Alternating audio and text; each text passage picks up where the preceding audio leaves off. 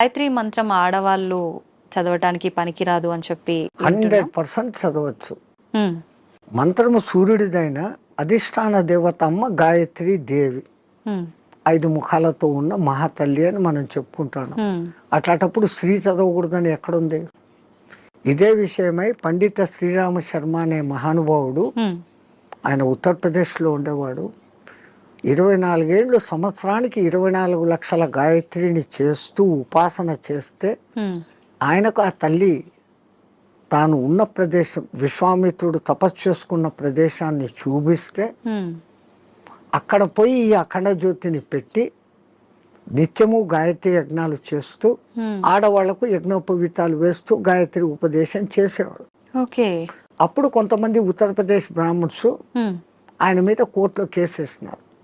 నువ్వు వేదాన్ని భ్రష్టు పట్టిస్తున్నావు, మా సదాచారాన్ని భ్రష్టు పట్టిస్తున్నావు, వేదాలు గాయత్రి మంత్రం చదవకూడదు. ఓకే. ఆయన కోర్టులో ఒకటే మాట అన్నాడు, హ్మ్. అయ్యా మీరు వేదాలు ఉపనిషత్తులు అన్నీ చదివారంటారు కదా, హ్మ్.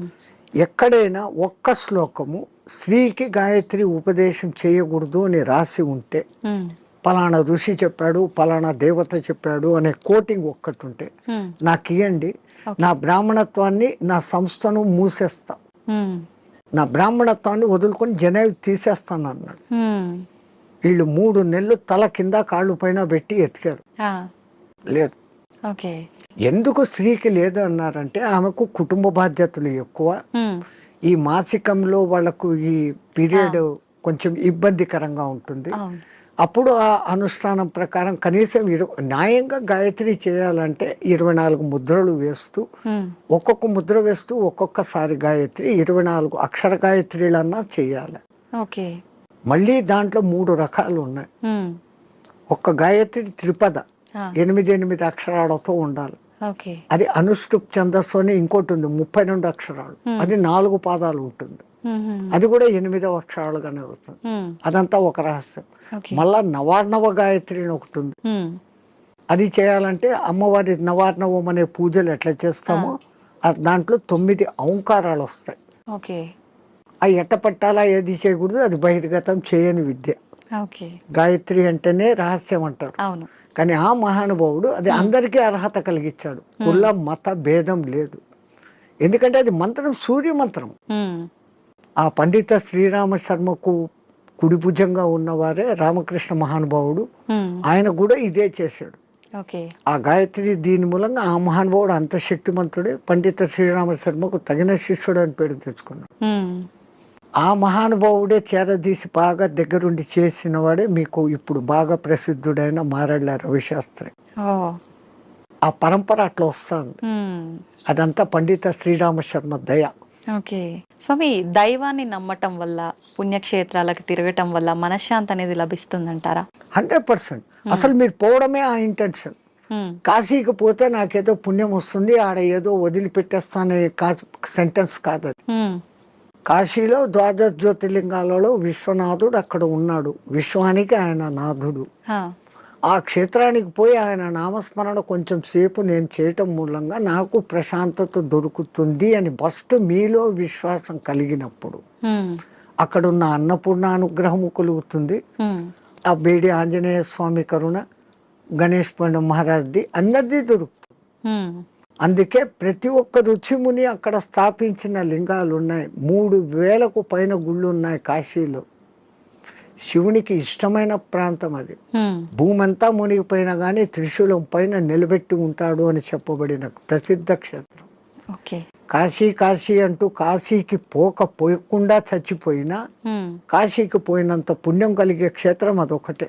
హ్మ్. మిగతా క్షేత్రాలకు పోతానని ముక్కుబడి పెట్టుకొని పోకుండా పోతే ఏదో ప్రమాదము, హ్మ్. వానికి శిక్ష ఉంది. అవును. కాశీ విషయంలో అలా లేదు. హ్మ్. అంతటి గొప్ప అక్కడికి వచ్చింది అంటే ఒకటి ప్రజల విశ్వాసము, అక్కడ తపస్సులు చేసిన వాళ్ళ యొక్క శక్తి హా! ధార పోయడం అనేది ఆ ప్రాంతానికి ఆ ప్రసిద్ధత వస్తుంది. ఓకే. భూమి అంతా ఒకటే అయినప్పటికీ అవును. సులభమైన ఉదాహరణ, ఇప్పుడు ఎండాకాలం కాదు, మామూలు చిన్న ఎండ ఉన్నప్పుడు హ్మ్. ఒక భూతద్దం తీసుకొని వచ్చి పేపర్ మీద పెడితే అది కాలుతా ఉంది. ఆ భూతద్దం నుంచి కిరణాలు కాన్సన్ట్రేషన్. అవును. అట్లా విశ్వశక్తి కాన్సన్ట్రేషన్ ప్రదేశాలు కొన్ని. అవి పుణ్యక్షేత్రాలు, తీర్థక్షేత్రాలు, ఓకే. తీర్థయాత్రలు. తీర్థం అంటే నీళ్లు. ఆ నీళ్లు ఎన్నో కొండల నుంచి ఆ ఖనిజాలను రాసుకొని దానిలో తీసుకొని చెట్ల వేర్ల ద్వారా ఆయా మూలికల శక్తిని తీసుకొని అవి రావటంతో ఆ నీళ్లు తాగితే శుభం. ఆ నీళ్లలో స్నానం చేస్తే స్కిన్ డిసీజెస్ పోతాయి. ఓకే. సో అది నీళ్ళ శక్తి, తీర్థయాత్రలు, పుణ్యక్షేత్రాలు అని పెట్టారు. స్వామి, ఇందాక మీరు స్టార్టింగ్లో అన్నారు కదా, చాలా మంది అంటుంటారు కాశీకి వెళ్ళినప్పుడు మనం ఏదో ఒకటి నచ్చింది వదిలిపెట్టి రావాలి అని చెప్పి చాలా మంది నమ్ముతుంటారు. అసలు నిజంగా ఎవరికి నచ్చిన దాన్ని వాళ్ళు వదిలేసి రావాలా? అసలు వదిలేయాల్సిన ఏంటి? అవును, నేను ఇట్లే చెప్తే ఒక ఆయన నాతో అన్నాడు, అవును స్వామి మీరు చెప్పినట్లే ఖచ్చితంగా వదిలిపెడతాను. మా నానమ్మ మా ఇంట్లో ఉంది, ఆమెను తీసుకెళ్తా కాశీకి, ఆమెను వదిలేస్తాను అన్నాడు. అది కాదు, మనకు అత్యంత ఇష్టము ప్రేమ కలిగిన పదార్థము తినేది కావచ్చు, మనం 24 గంటలు దాన్ని చూసి ఆనందించే వస్తువు, కానీ దాన్ని అక్కడ వదిలేసి ఇంకా దాన్ని తలుచుకోకుండా ఉండగలమంటే మన మనస్సు మీద మనం నియంత్రణ సాధించడం. మైసూర్ పాకు మీరు అక్కడ వదిలి వచ్చారమ్మా, మీకు బాగా ఇష్టం. ఇక్కడికి వచ్చిన 10వ రోజు 12వ రోజు ఎవడో పార్టీ పెట్టాడు, ఆడ మైసూర్ పాకు చూడంగానే ఈ కళ్ళు మీకు ఆర్డర్ ఇస్తుంది, ముక్కు ఆ మైసూర్ పాకను పట్టేస్తుంది, నాలుక నీళ్లు ఉడతాయి. నేను కాశీలో వదిన నోర్మోయ్ నేను తినాను అంటే మీ మీద మీకు మెల్లగా కమాండ్ వచ్చింది, కనీసం ఆ భయంతోనన్నా. అట్లా కాశీలో వదలడం మూలంగా మీలో ఆత్మస్థైర్యత అనేది పెరుగుతుంది. అది బ్యాక్ రీజన్. కానీ ఏదో ఒక రీజన్, చాలా మంది రకరకాలుగా అనుకున్నా కూడా దాన్ని అయితే నమ్ముతూ వస్తున్నారు ఇప్పటికి. వెనకల కారణం ఇది అని మీకు తెలుసుకోవడం. అవును, అక్కడ మీకు ఆత్మస్థిరత, ధైర్యము అనేది పెరుగుతుంది. Self confidence, I can able to do this without that. అది లేకుండా నేను ఉండలేను అన్న వాళ్ళు, అది లేకుండా ఎదురుగా కనపడుతూ కూడా అది లేకుండా ఉండగలిగిన స్థితి అంటే మీలో ఎంతటి స్టెబిలిటీ వచ్చినట్లు. అది ఆత్మస్థైర్యం. మన పూర్వీకులు ఏది చేసినా అంత ఆలోచనతో. నీలో ఆత్మశక్తి పెరగాలంటే నీకు అత్యంతగా ఇష్టమైంది అక్కడ వదలాలి. ఎందుకంటే ఆ కాలంలో కాశీయాత్ర జీవితంలో ఒక్కసారి. అవును, ఆ 1000 కిలోమీటర్లు నడిచిపోయి మళ్ళీ వెనక్కి వస్తాడు. కాటికి పోయినవాడు కాశీ, అదేమో సామెత ఉంది మీ దాంట్లో, కాశీకి పోయినవాడు కాటికి పోయినవాడు ఒకటి అని. అవును, మళ్ళీ తిరిగి రారు అని చెప్పి. ఆ కాలం అట్లుంది, అడవులలో పోవాలి, దారిలో జంతువులు, వాతావరణం మారిపోవచ్చు. అవును, ఇన్నిటినీ తట్టుకొని అక్కడికి పోయి మళ్ళీ రాగలిగినాడంటే వాడు దేవునిగా పూజించేవాడు.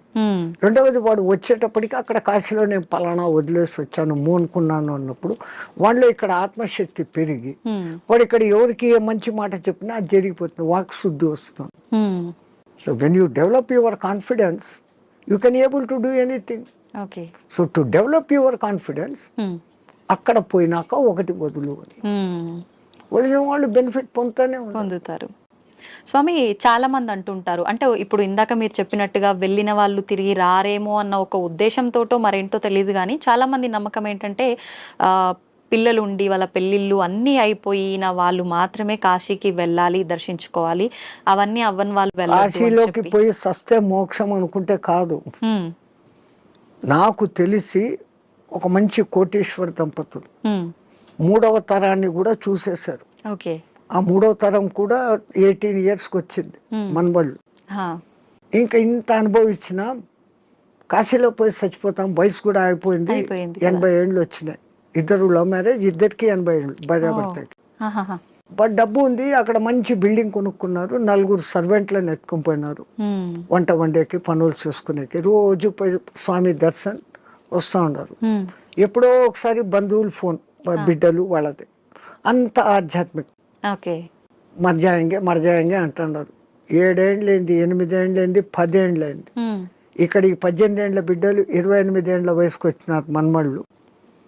వాళ్ళకి మ్యారేజ్, ముగ్గురికి ఒకేసారి కుదిరింది, వేరే వేరే కమ్యూనిటీ హాల్. తత పెళ్ళి మాది అంటే, అరే ఇక్కడ కాశీలో ఉండి 15 ఏళ్ళు అయిపోయింది, 95కి వచ్చినాం, అక్కడ గంగ నీళ్లు తాగి రోజు శివప్రసాదాలు తిని ఇంకా పుష్టి తయారైనారు. They can able to see, they can able to hear everything. బాగుంది. అరే ఇంకా ఉంటాం కదా, ఒకసారి పెళ్లి చూసుకొని వస్తామని ఫ్లైట్ లో వచ్చినారు, ఓకే. వెళ్ళి చూసుకున్నారు, రాత్రి పడుకున్నారు, పడుకున్న వాళ్ళు పడుకున్నట్లే జై శ్రీరామ్ అయిపోయినారు. ఇద్దరు వాళ్ళకు కాశీలో మరణం లేదు. ప్రాప్తం లేదు. అరెరే. అందరికీ మరణము సాధ్యమా? అలా అని మరి కాశీలో ప్రాప్తం లేదని అక్కడే ఉంటే ఎప్పటికీ మరణం ఉండదనేది కూడా. ఆ మాటకు వస్తే తల్లి, ఇప్పుడు గంగలో మునిగితే నాకు పుణ్యం వచ్చేస్తుంది అనుకుంటే, గంగలోనే ఉండే చేపలు, కప్పలు, ముసళ్ళు అవి అక్కడే పుట్టాయి, అక్కడే పెరిగాయి. ఒక్కసారి గంగా స్నానం చేస్తే, సరే మీరు కాశీలో పొద్దున్న నుంచి సాయంత్రం వరకు 10 సార్లు గంగా స్నానం చేశాను అంటారు, కానీ మీరు చేసింది ఒకటే స్నానం. మీరు స్నానం చేయగానే ఆ నీళ్లు ఫ్లో పోయినాయి కదా. అవును. ఆ తల్లి నిరంతర ప్రవాహం, ఎప్పుడూ కొత్త నీళ్ళు అక్కడ ఉన్నాయి. స్నానం చేస్తే నాకు పవిత్రత వచ్చేసింది గంగలో చేస్తేనే కాదు. గంగలో స్నానం చేసే ముందు నా ఇంతకు ముందు నా గత జన్మ బుద్ధులు, గత జన్మ కాదు, నా గత జీవితం బుద్ధులు, లక్షణాలు మార్చుకుంటాను. నేను ఇంక మీద అట్లా ఉండను. అక్కడ మిమ్మల్ని మీరు జస్టిఫై చేసుకొని, తల్లి నాకు ఆ బుద్ధి ప్రసాదించు అని మునిగి లేచి, ఆ మాట ప్రకారం మీరు ఇక్కడ ఉన్నారంటే మీకు మోక్షము ముక్తి. అంతే తప్ప ఆడపోయి 100 మునకలు వేసి ఈడొచ్చి అత్తమామల్ని తిట్టో, అమ్మా నాన్నలను తిట్టో, భర్తని హింసించో, భార్యను హింసించో, సంవాట్ మగ ఆడ ఎవడైనా చేసేది ఈ తప్పులన్నీ ఇక్కడ చేస్తూ, నేను పోయి గంగలో 6 సార్లు మునిగొచ్చాను, నేను సస్తే మోక్షానికి, నువ్వు నువ్వు అక్కడ మార్పు చెందేదానికి మునగాలి. అందుకే పాతకాలంలో అక్కడ మునిగేటప్పుడు పంతుళ్ళు మీ చేత 10 మంత్రాలు చెప్పిస్తారు. దశ హరాయే గంగాయే స్వాహ. మనం శారీరకంగా, మానసికంగా, వాక్కు రూపంలో 10 రకాల తప్పులు చేస్తాం. ఈ 10 తప్పులను క్షమించు, ఈ తప్పులు నేను మళ్ళీ చెయ్యను, అది ఉండాలి. కరెక్టే స్వామిజీ. ఆ దేవుడా నేను చేశాను, నన్ను క్షమించు, మళ్ళా పోయి అదే చేస్తాను, నో యూస్ కదా. Do not repeat. మళ్ళీ చెయ్యను కూడా ఉండగలిగితే అప్పుడు ఆ కాశీలో స్నానం చేసిన పుణ్యం. కాశీనే కాదు, ఏ నీళ్ళలో, నర్మదా, కావేరి, గోదావరి, కృష్ణ, కిట్నే. అవును స్వామి, కాశీలో మరణించిన వారికి చెవు ఇలా పైకి వచ్చినట్టుగా ఉంటుందని అంటుంటారు కదా, సైంటిఫికల్ గా కూడా ప్రూఫ్ అయింది. ఎందుకని అట్లా? అక్కడ ఉన్న ఆ వాతావరణము, ఎంత శవాలను అక్కడ కాలుస్తూ ఉన్నా, ఈ మధ్య కొంచెం అక్కడ మాంసాహార దుకాణాలు పెట్టినా, ఆ ప్రత్యేకమైన కాశీ ఏరియాలో ఒక వాయు వైబ్రేషన్స్ వేరే, ఆ నిరంతర భగవన్నామ ఉచ్చారణ వైబ్రేషన్స్ ఆ గాలిలో కలిసి, అక్కడ చనిపోయిన మనిషికి ఈ కుడి చెవు కింది భాగం దగ్గర ఒక నరువు ఉంటుంది. ఆ నరువు ఉబ్బుతుంది, బాడీ అంతా ఉబ్బుతుంది, ఫస్ట్ ఆ నరువు అక్కడ ఉబ్బుతుంది ప్రత్యేకంగా అక్కడ. మిగతా ప్రాంతాలలో అది జరగదు. పాపం సైంటిస్టులు ఎంతో ప్రయత్నం చేస్తూ ఉన్నారు, ఎందుకు అట్లా జరుగుతుంది అది ఇంకా రుజువు కాలే. బట్ 99% గుర్తించారు. ఏ ఊరు చచ్చినా కొంచెం రెడ్డిష్ కలర్ వస్తుంది, కారణం అక్కడ ఆ నరము జర ఊబుతుంది. అయితే చాలా మంది దానికి రీజన్ ఇది అయ్యి ఉంటుంది, శివుడు అక్కడ చనిపోయిన వాళ్ళకి చెవులో ఏదో చెప్తాడు అది చూసి మన పూర్వీకులు అక్కడ వచ్చి రామతారకం చెవులో చెప్తాడు, ఆయన గట్టిగా చెవులు ఆగబట్టి అది అక్కడ ఎర్రగైంది అంటాడు. ఆయనకు అదే పని, ఆ సచ్చినోడికి అందరి దగ్గర పోయి చెవులు పీకి చెప్తానే కూర్చుంటాడా? అంతే కదా. మనకు ఆ విశ్వాస్ అంతే. కాశీలో నేను చనిపోతే శివుడు నన్ను స్పృశిస్తున్నాడు, నేను ఈ బాడీ వదిలిపెట్టినాక నన్ను ఎవడు స్పృశిస్తా నాకేం తెలుస్తుంది. దీని పేరు అప్పుడు సదానంద అన్నారు, శవం అంటారు, పేరు పోయింది. పుట్టినప్పుడు తల్లిదండ్రులు పెట్టిన పేరు ఈ బాడీతో పాటు బాడీ లోపల ఉండేది బయటికి పోయినాక దీన్ని బాడీ అంటారే గాని పేరుతో పిలవరు. ఆ గంటకో 2 గంటలకో శివుడు వచ్చి చెవులో చెప్తాడు అంటే అది నమ్మకూడదు అంటే నమ్మకూడదు. నేను విమర్శగా చెప్తే ఇది. కానీ మనమంతా ఆధ్యాత్మిక లోకంలో ఉన్నాం. ఆ విశ్వాసం తరతరాలుగా జరుగుతుందంటే ఎవడికో అది చెవుతో చెప్పాడు, ఇంకోటి చూశాడు. ఏ మాట బయటికి ఊరికే రాదు కదా. అది సత్యమైనప్పుడు నేను సస్తే అక్కడ శివుడు నన్ను చూస్తాడనే ఈ భావనతో పోవడమే ఎంత గొప్ప. ఆయన వచ్చి పీక్తాడో లేదో తెలియదు, కానీ పీక్తాడు అనేది మన సంపూర్ణ విశ్వాసం. అట్లాగనే కొన్ని క్షేత్రాలలో మరణం ముఖ్యం. ఈ భూమి అంతా అదే క్షేత్రమే కదా, ఇంట్లో సస్తే కూడా ఉమ్, అదే చావే. కానీ వీడి ఇంట్లో ఎంతసేపు సత్యం ముందర కూడా నేను నా వాళ్ళు అది పోయింది ఇది పోయింది నేను ఇంకా అది చేయలేదు అంటా సస్తాడే తప్ప ఉమ్. నేను కాశీలో ఉన్నాను భగవత్ సంకల్పం భగవద్ దర్శనం అవుతుందన్న భావంలో ఉండడు. అందుకే కనీసం సత్యం ముందరన్నా నామస్మరణ చేయండి. సంతోషం స్వామి, చాలా మంచి మంచి విషయాలు మీ ద్వారా తెలుసుకున్నాను. నాకు చాలా సంతోషంగా ఉంది మిమ్మల్ని కలిసినందుకు. మంగళమతి. ధన్యవాదాలు స్వామి. జై శ్రీరామచంద్రజీ.